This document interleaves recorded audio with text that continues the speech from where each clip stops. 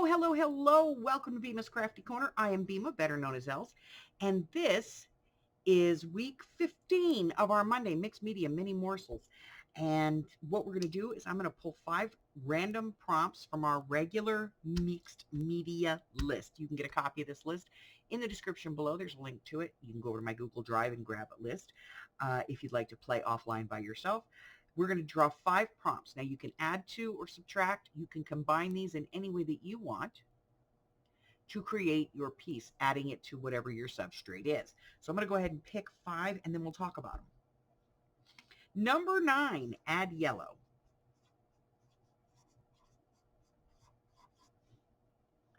Number 46, use a Q-tip. Watch a commercial. I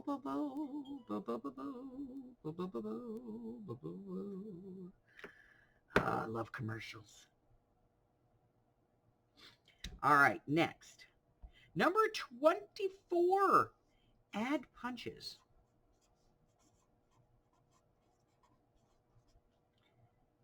Number 25, add black. This is going to be interesting. And our last one is number 6, add pink. This is going to be real interesting. Okay, so let's get yellow, black, and pink out of the way. You can add anything that you want in those colors. So it can be tape, glue, paint, flowers, buttons, ink, sequins, glitter, anything in those colors.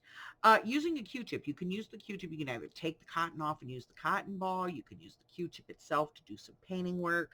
Maybe you just want to use the stick. I don't know, but use a Q-tip. And then add punches. You can add any kind of paper punch that you want. Now, this can be anything from a tiny little circle up to some big, huge piece, and that's going to be your focal piece. But you can add to this and subtract from it in any way that you want. That is week 15 of our Monday Mixed Media Mini Morsels. Until I see you again, stay well, my friends. Bye-bye.